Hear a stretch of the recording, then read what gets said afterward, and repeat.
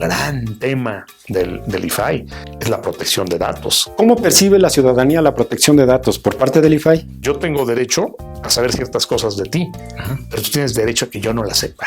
Debe haber consenso para las resoluciones de los comisionados. Este órgano de información es la capacidad que tenemos los 5 comisionados de ver un mismo problema desde ópticas diversas. ¿Cómo va la cultura de la transparencia en los mexicanos? Que la información pública es pública. Y hay una gran cantidad de autoridades a las que se les pide algo y dicen, eso no te lo doy, no te importa. Esta es la conversación con Gerardo Laviaga Rendón, comisionado presidente del IFAI. ¿Hasta dónde chocan? Yo tengo derecho a saber ciertas cosas de ti, pero tú tienes derecho a que yo no las sepa. Claro. Entonces aquí el tema chocan estos derechos de manera cotidiana y permanente. Y el trabajo del IFAI es balancear, es equilibrar, decir hasta aquí y hasta aquí no. Te me adelanto un poco. ¿Cómo ves cómo van la materia de protección de datos? ¿Quiénes están teniendo un poco más de fuga de la protección de datos? ¿Las firmas particulares o las dependencias del gobierno? Bueno, la protección de datos del gobierno está más o menos controlada, porque el gobierno dice, pues esto no lo doy porque aquí está el artículo 13 y el 14 que me permiten no darlo. O esta es información confidencial que solamente le entrego a la persona interesada. De pronto alguien pide un expediente clínico. Si yo pido tu expediente clínico al ISSSTE, pues van a decir no señor, o al IMSS van a decir no señor, no se lo damos. Pero si yo pido mi expediente, me lo tienen que dar. Claro. En ámbito gubernamental es más o menos claro. El problema viene cuando hay que manejar datos en posesión de particulares. Tenemos 4 derechos fundamentales, los derechos ARCO. Quiere decir acceso, quiere decir que yo pueda rectificar, quiere decir que yo pueda cancelar o que yo me puedo oponer. Y hace poco, de pronto, una señora va a un banco y se quiere una tarjeta de crédito. Y el banco le dice, pues tráeme tus documentos. Sí. La señora entrega sus documentos, acta de nacimiento, comprobante domiciliario y una serie de documentos. Al cabo de un tiempo, el banco le dice, ya vimos el buró de crédito y no te podemos entregar la tarjeta de crédito. Dice, bueno, lástima, ¿me devuelven mis datos? No. ¿Pero con que no me devuelven mis datos? No te los devolvemos. Y la señora recurre al IFAI. Y el IFAI le pide a este banco privado, oye, los datos no son tuyos, entrégalos. Y dice, no entrego nada. Y además, IFAI, tú no eres un organismo facultado para darme instrucciones. Bueno, entonces el IFAI tiene que proceder a imponer una multa. De pronto un despacho de asesoría psicológica le graba a una mujer que va a platicarle al psiquiatra todas las cosas que ve. Yo vi unos monstruos verdes que me persiguen en la noche. Se graba esto y lo suben a YouTube. Y lo en un tono muy didáctico. Vean aquí un ejemplo claro de esquizofrenia. Pero la señora tenía todo el derecho a que no se conociera su esquizofrenia. ¿Por qué se permite que una señora aparezca en todos lados y que la gente diga, mire, eso es una esquizofrénica? Y la señora acude al IFAI y el IFAI toma medidas para que esto no ocurra. Estamos aprendiendo y estamos viendo hasta dónde tenemos alcances, estamos discutiendo las multas, estamos discutiendo la verificación, la imposición de sanciones. Pero repito, una de las grandes fortalezas del IFAI es su pluralidad. Una de las grandes fortalezas del instituto es la capacidad que tenemos los 5 comisionados de ver un mismo problema desde ópticas diversas. Y tenemos encontronazos, y uno dice que se abre, otro dice que se cierre, otro dice que cierre un tiempo, otro dice que cierre permanentemente, y finalmente votamos. Claro. Y nuestros votos son públicos y la gente puede ver lo que votamos. Y en ese sentido, bueno, tenemos este choque de derechos y este aprendizaje en esta materia. Finalmente, los datos personales, el hecho de que yo entienda que mis datos son míos y de nadie más, es un derecho relativamente nuevo. En Europa tendrá 25, 30 años y de aplicaciones, en la oficina de España, por ejemplo, tiene 10 años. Aquí acaba de llegar. Una vez dije, es un derecho muy nuevo. Y alguien me corrigió y me dijo, oye, ¿cómo nuevo? Tiene 10 años. Sí. Usted no sabe. Bueno, si pensamos que desde la Revolución Francesa hay otros derechos que son mucho más antiguos, pues 10 años no es nada. Claro.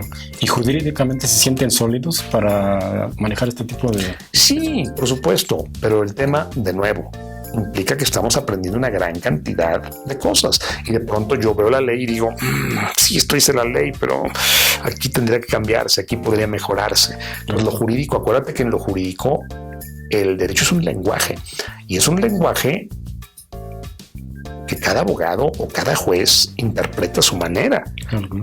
Vamos, el abecedario Las palabras tú las puedes combinar como tú quieras. Las palabras no son ni buenas ni malas. Sí. Pero tú con las mismas palabras que formas una oración, váyanse al demonio todos, puedes decir, oiga, todos son mis amigos, son las mismas palabras, digo, estoy inventando. El derecho es así, tiene que interpretarse, tiene que leerse, tiene que hacerse valer, y todos en ese sentido estamos aprendiendo. Comisionado, casi para concluir, la gestación desde aquel 2001 con el Grupo Oaxaca, cuando los académicos, periodistas, la sociedad civil se pusieron a empeño a tratar de hacer este instituto. En el 2003 ya nace como organismo ya formado. En este tiempo, ¿cómo ve usted la cultura de la transparencia en México? ¿Cómo ve la cultura de los periodistas, de los académicos, los empresarios, la sociedad en su conjunto? Estamos aprendiendo a pedirle al gobierno a transparentar, a hacer más democrático este país a través de la petición. Por supuesto que sí, pero sin duda es una pregunta cuya respuesta es elemental.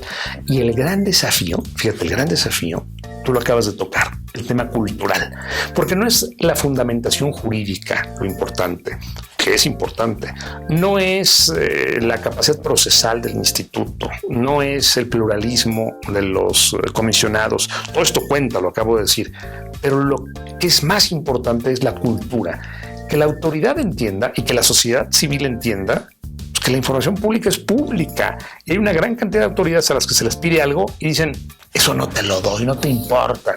Hace poco me decía un alto funcionario, oiga, me están pidiendo cuánto gasté en mi comida, se han vuelto locos. Le dije, doctor, yo creo que si usted pagó con su dinero, pues nadie tiene por qué saber lo que comió, lo que tomó. Si usted se tomó 3 tequilas, a nadie le importa, es su dinero y usted hace con su dinero lo que quiere. Pero si usted utilizó dinero público para ir a comer, yo como ciudadano sí quiero que me diga con quién comió, qué arregló, cuánto gastó, por qué invitó a tal. O sea, necesitamos saberlo. Claro. Y dijo, pues yo no estoy de acuerdo, voy a renunciar a esa partida. Le dije, bueno, doctor, si usted no está dispuesto a informar, pues sí, renuncie, es una buena idea. Tenemos que aprender, y es la cultura. Si yo soy servidor público, no sé, yo fui a comer hace poco con un importante legislador para plantearle cuáles eran, desde mi perspectiva, las reformas que había que impulsar. Pues mando la nota. O fui a comer con un académico importante para decirle cuáles eran los puntos de vista que a mí importaba probar. Mando la nota y explico con quién y por qué. Sí me explico, ¿no? Sí. Pero es un asunto cultural. Tú tocaste el tema clave. Es un asunto que tiene que ver más que con el derecho y más que con las leyes mismas, con la actitud. Y a medida que nos democratizamos y a medida que México se vuelve más democrático, la sociedad es más crítica y más exigente. Y si tú quieres ser servidor público, tienes que estar expuesto a todo esto. La democracia implica choque. La democracia implica conciliación, pero también diferencias. No podemos hablar de la democracia y asustarnos con el pleito o con el debate. Concluyo, comisionado. Hoy tuvieron un evento ustedes ahí en el IFAI muy loable, muy interesante. Y le repito una frase que usted comentó. Dice, el derecho a la verdad es un derecho de carácter colectivo que permite a la sociedad tener acceso a la información esencial para el desarrollo de los sistemas democráticos. Le hago la pregunta respecto a esta frase que usted está dando. ¿Estamos listos como mexicanos, como instituto, a buscar las entrañas de este sistema político, administrativo, económico con el que se ha regido en los últimos 30, 50 años este país? Es decir, tenemos por fin los ciudadanos el acceso a ver las entrañas de cómo se ha manejado organizativamente el gobierno en México. Por supuesto, y eso nos va a permitir como sociedad contribuir junto con el gobierno a tener una sociedad mejor. Acabo de estar en Londres recientemente en la Open Government Partnership. Es una idea que impulsó el presidente Obama para que la sociedad civil, es decir, la sociedad organizada, pueda colaborar con el gobierno en el diseño de reformas constitucionales, legales, políticas públicas. Lo inauguró David Cameron, el primer ministro del Reino Unido. Y Cameron decía, señores, cada vez es más difícil pensar que un gobierno puede ir solo. Claro. Quien más gana con la transparencia, Norberto, quien más se beneficia, por supuesto que es la sociedad, pero también es el gobierno, porque el gobierno se vuelve más creíble, más legítimo y puede convocar con mucha mayor eficacia, con mucha mayor autoridad a la sociedad a que se sume a sus políticas, a que se sume a sus reformas. Cuando un gobierno no es creíble, la sociedad lo va dejando solo. Cuando un gobierno rinde cuentas y dice, voy a hacer esto por esto, gasté esto en aquello y pretendo que ustedes me ayuden por esto y por esto, va a tener el apoyo casi natural y espontáneo de la sociedad. Cuando al contrario, el gobierno dice, no les digo nada, ustedes no entienden, no saben, se va a ir quedando aislado. Soy Norberto Vázquez, esto es Expedientes MX.